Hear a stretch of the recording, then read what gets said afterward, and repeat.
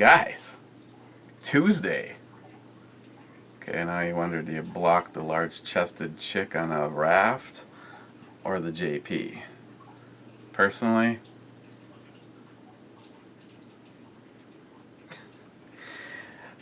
what are we looking at today? We're going to be looking at daytime ale from Lagunitas, but before that, a few heads up for you guys who always see the shit before it happens over at the other channel.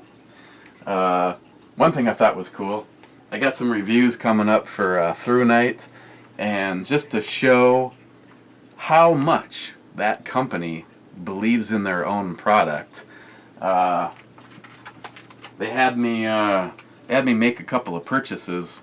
One of them is the Streamlight Style Pro pen light. They have their new version. Well, not their new version. They have a new pen light in their lineup, and they feel so good about it that they wanted me to review it back to back against a more expensive competitive product. The other one that I'm actually really interested in getting a hold of, because it's something that I actually do use at work. I don't have one here. The one that I've been using finally broke. I don't remember the name brand. I've had it for about 6 years. One of those headlamp units that you put on. Through Night has now got a version of that, and they wanted me to review that back to back with something, and I'm just like, do you want me to try to find something that I think is similar?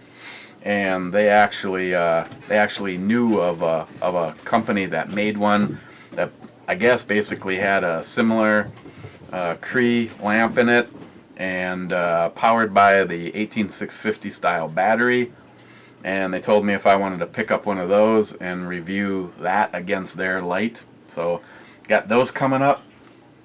A couple of things, a couple of changes that I've made that I'm extremely happy about.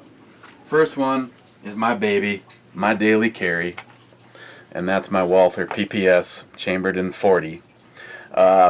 The weakest link on this thing has always been the sights. I mean, this gun wasn't brand new. I got this gun from my good friend Alex, Alec357. Alex, where are you? Someone send Alex a computer. Chuck, send Alex a computer, because I know how you are. Every time you know of someone's needs, you just jump on it because your heart is so big that that's the kind of person that you are. But the sights on this, first of all, I could never get them nice and bright and white so you notice them, and I didn't really want to do the white fingernail polish on them.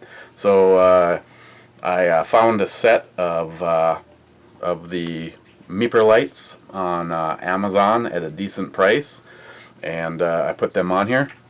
So you got the tritium vials on there. They're extremely bright. And then of course, in high light situations, you can see, they still stand out very nicely because they're very bright and white. And because it's a vial, you can get crap on them and wipe them off, and it's not going to affect their color. And if you happen to see this and you have the Walther PPS, the Meeper lights are, I would say, pretty user-friendly. Knock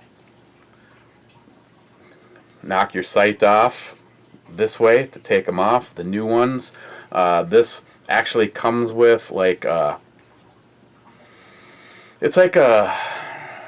almost looks like a set of jaws. It's a cylinder, and I saw a video. I was kind of wondering how someone got that in there, and this particular person used a pair of pliers. Well, I didn't want to do that because I didn't want to do any damage to the sights, and I just laid it upside down on the table on a rag, and I smacked it with one of Chuck's favorite tools, a hammer. Actually, in this particular case, it was one of the ones with the plastic tips on it. It popped right into place, and then you just slide it in from right to left.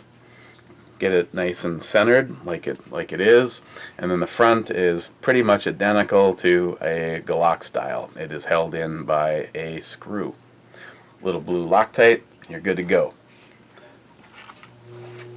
Then, I haven't really done a video on each of the individual parts or accessories on the JP, but one of the things I got at the time of my purchase is I wanted a high-end bipod. I mean, you're already talking about a very high-end rifle, and this is the GG&G. I believe this was $232. It offers, you know, it's mounted like that, muzzle on this end, and you can have 45 or 90, and it does have pan or tilt. It has tilt.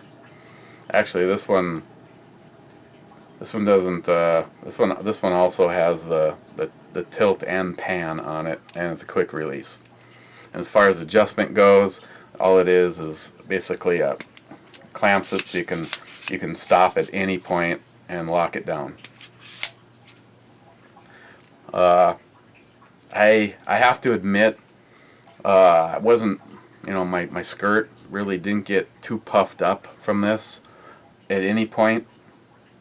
So I decided to give the one that I probably should have just gotten in the first place a little bit more pricey, and that is the Atlas.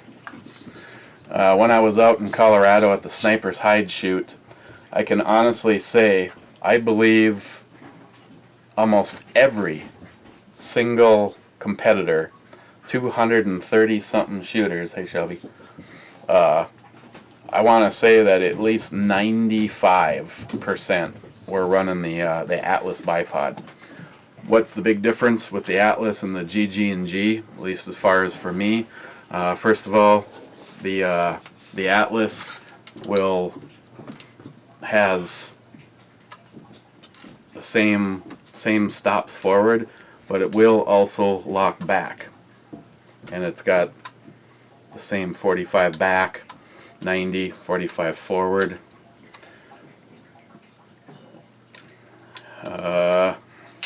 This one does pan, does not tilt, and as far as adjustments go, they are preset, but it's a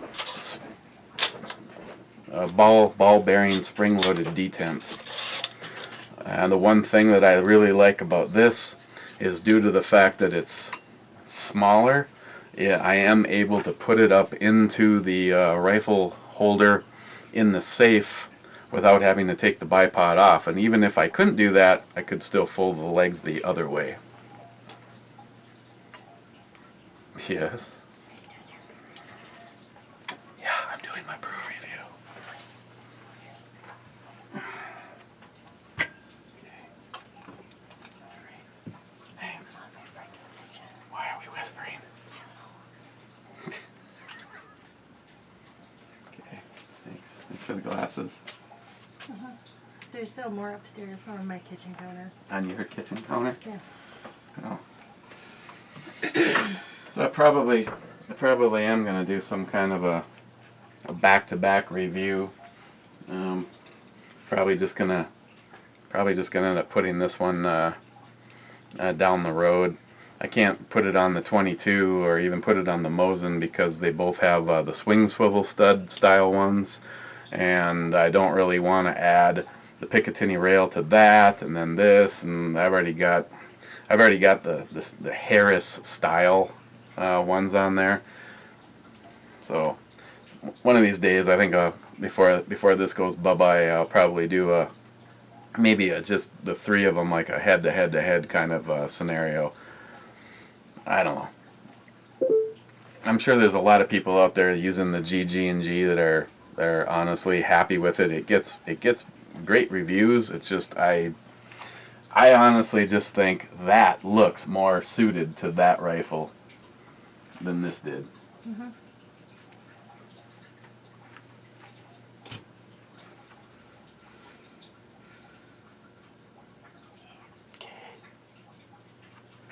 We're looking at Daytime Ale from Lagunitas. This was one from Ed. Maybe you can make up some ground on that pepper beer. You're just now reviewing it? What? The beer? Yeah, I haven't even opened it yet. Alright, Chad Kathy. I was doing stuff. Midget porn, you know, I got that chick and a dinghy.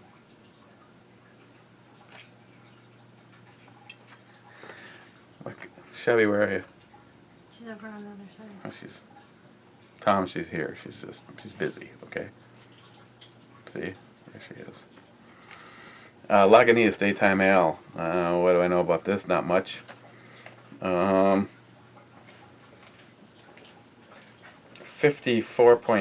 IBUs. Dry hopped ale. I know it's got to be on here someplace as far as the alcohol percentage goes. Usually Lagunitas is pretty good about that. I am 4.65% by volume. And the top looks something just like that.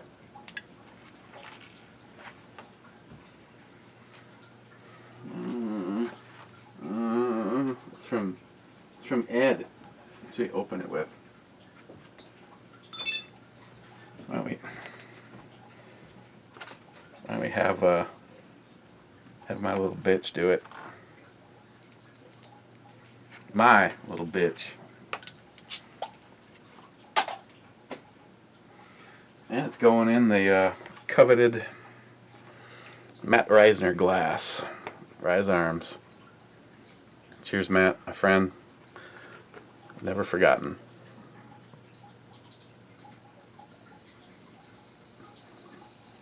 Wow. Really light in color, like Pilsner City.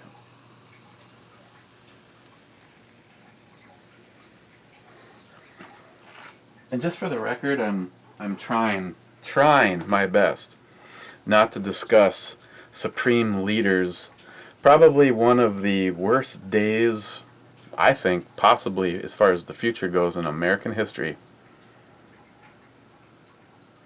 I mean, the Iranians sent their leader to negotiate. Oh yeah, that was Obama.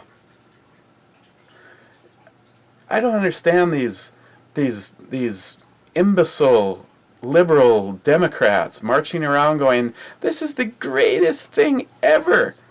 You just gave them everything they wanted. They're going to build nuclear weapons capable of reaching us, and you paid them hundreds of billions of dollars to do it. And you took all sanctions off of one of the biggest murderers in history. Like, I think I heard today, within the last 4 days, talking shit about the United States. And you just gave them nuclear capabilities. Yes, that's a great day for America, you fucking idiots. Oh my God.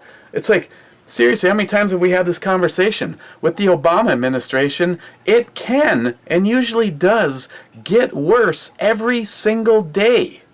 It's to the point where I hope that airplane crashes, because losing Obama would probably be the best thing for America. Incredible. Please, if anybody is watching this video, explain to me what Obama wants, as far as the sanctions being lifted and blah, blah, blah, how any of that is good for America. He was the best negotiator for them they could have possibly sent. Okay, so it's kind of Pilsner looking. Doesn't smell like a Pilsner, though. Hoppy. There's a difference between that dry hop. It's, you know, it's like got that earthy, grassy hoppiness, and I'm really thirsty right now, so screw all of the rest of that.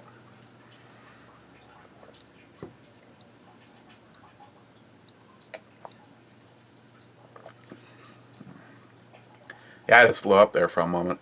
The brew review almost ended up being that long.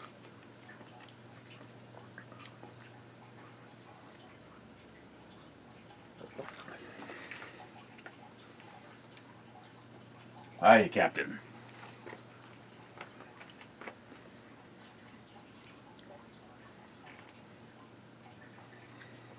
Made a, I don't know. I would say it was a major purchase today, but considering the deal that I got, that was twice as much. But let's just say, NIHAP, when you're here, I've got something for you to Captain. I'm not talking about that either. Bring that in a port.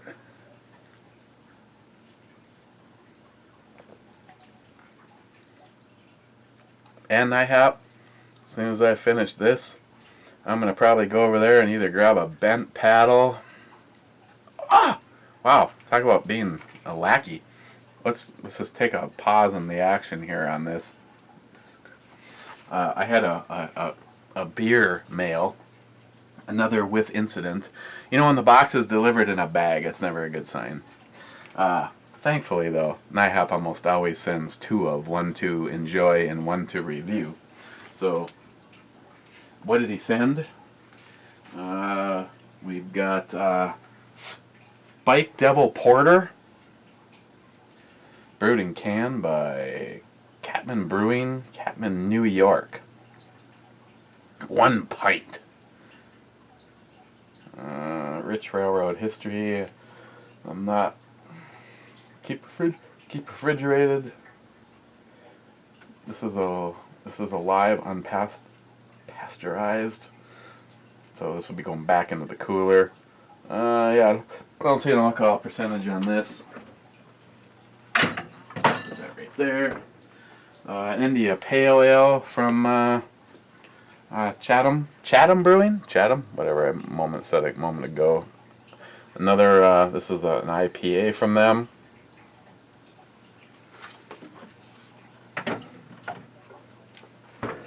And then Trestles. It's got something called Testes. India Pale Ale. This one's from Left Coast Brewing. Usually pretty good stuff from them. And where do I put this?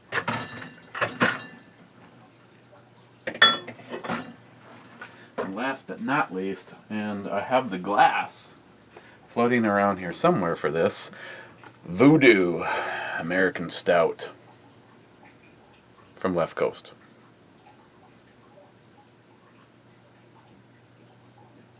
You don't see an alcohol percent for that either.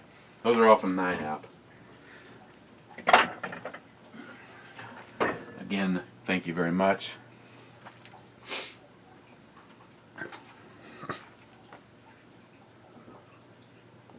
Well, I was saying compliments of NIHAP. I've been having a hard time staying out of the boxes of the Romeo and Julietas. Those are not the Cohibas. Not quite that level. But on a scale of 1 to 10, they're still like a 10. Those Cohibas were like a meal. The sun's starting to go down, and I'm going to go sit outside. And like I said, I think I'm going to grab a bent paddle. Or I might grab a Lagunitas sucks, too. Those go good with cigars. So let's do this. Up front, it's a little bit more dry than some, but good. You get that dry hop, kind of a grassy, kind of a citrus. There's a little bit of a lemon, kind of an edge to it. Doesn't really have a dry or bitter center like some of them, and just kind of ends on just what you experience when it all kind of mellows out. That citrusy, grassy, earthy, with just a little bit of like a lemon zest to it.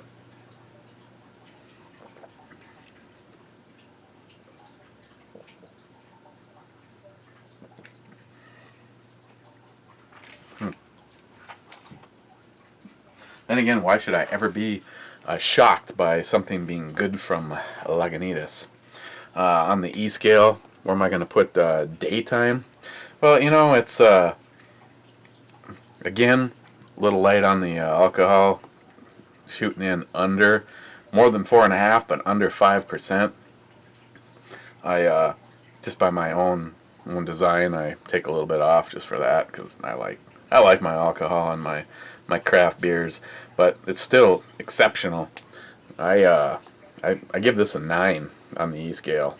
Ed, you made up some big time ground after that serrano pepper. No, you're right though, Ed. Me and Ed talked about that. The Crown Valley is like you know, like a 6-speed transmission, and they just can't seem to get from first to second. You know, it's like that little brewery that couldn't. You know, everything is drinkable, but it just could be so much more. Like everything from Lagunitas. Tomorrow, well, we got stuff in here from NIHAP. We still got more stuff from Ed. I think that's what we're down to. Is what should we look at? I like IPAs. Why don't we look at this this India Pale Ale from Chatham Brewing that NIHAP sent. Let's do this one. Otherwise, like I said, if anybody's out there and you're looking for a high-end bipod, one thing look out for, and it's probably the case a lot there, Lord knows. I ended up purchasing the Atlas through my buddy Ben at JP Enterprise, and they gave me a decent deal. I mean, you're looking at you're basically looking at a $300 bipod. And did my usual search on Amazon, and I found the Atlas for $232, the same price as the GG&G, and I'm just like, wow, that's, you know, I almost was gonna hit the place order button, and I decided to look at some of the reviews and found out that that was counterfeit. It wasn't even it was not being made by Atlas, even though it was being sold as an Atlas. So I always watch out for that. If nothing else, if the deal seems too good to be true, it probably is. I always look at the reviews, because you can find some pretty good deals when you look on Amazon. You know, it may not be the first page of stuff that pops up, but if you look, you'll find what you're looking for. But that bipod is I'm definitely much happier even without shooting it. You may say, so what was your biggest gripe with this? One, I could not have it on the rifle in the safe, and I just kind of like the idea of is having it all together.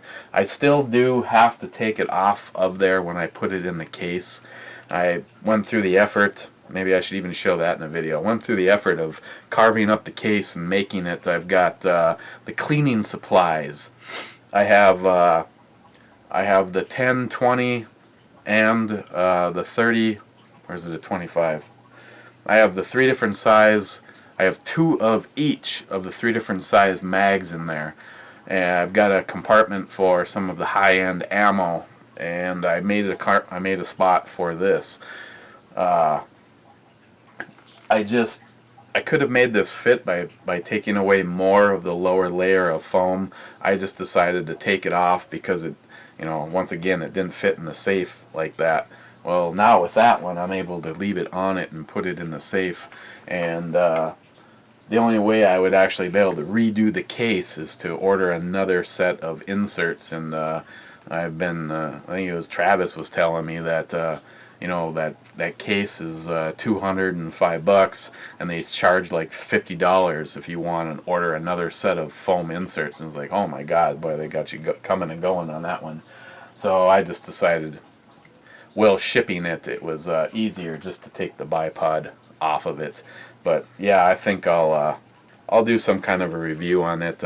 My issue with this is Both times I was out, when me and Johnny were out shooting, and when Travis, Jeremy, Pre-Dawn Death, Pre-Dawn Flower, and Jeremy Dead Winter were up, and we were shooting. No matter how tight you got this thing, after like the 10th or 15th shot, it would start. So, you know, here's the rifle sitting on the table, and you start to walk away from it, and all of a sudden it would, you know, and it could gain enough momentum that it, one time, I think on me and Johnny, it almost went off the table because this screw would not stay tight. And yeah, you could back it off and put some blue Loctite or something in there, but I don't know, for a $240 bipod, it's, I honestly can say that the Atlas, I'm liking it a lot more, doing absolutely nothing but, you know, living room running, gunning, and then like tossing myself into the air and landing on the dining room table. And while I'm still in the air, flying towards the table, I lean forward and I project both the legs at 90 degrees, and then I land, and I can get a shot off out the never mind. Yeah, the Atlas, it's just it just seems like a much beefier design. I would say its only real limitations over this is, obviously this has a infinite possibility of settings because it's a slide it and tighten it. That one, they're preset, but if you can't find one along the way, it's probably not going to be the situation. So, okay, I have to apologize to the real Cobra Burnout. I have to double check. I don't think I ever actually put a link in the video like I said I was gonna. I'll try again. The real Cobra Burnout. Not only is he a good YouTube guy, like I said, he just recently started up his Facebook, and I was sending a whole bunch of people over. So yeah, I'll probably forget again. Which means it's just like a continuous like shout out to the real Cobra Burnout, because I just keep forgetting and then feel bad and then have to keep re-mentioning it. Okay, guys, what's tomorrow? Should be a tomorrow. I got had to drop off the pilot tonight to have a bunch of stuff put on it. That's kind of funny. Christine's just like, you know, you must plan this shit out. And I was like, what are you talking about? She goes, we picked up the vehicle and ordered a few accessories through Honda, and one of which was a factory trailer hitch and wiring package. And then the day that I drop it off to have the trailer hitch, the wiring, the undercoating, and all this a bunch of stuff done to it, I buy a boat. Winning! Okay, guys, cheers. We'll see you tomorrow.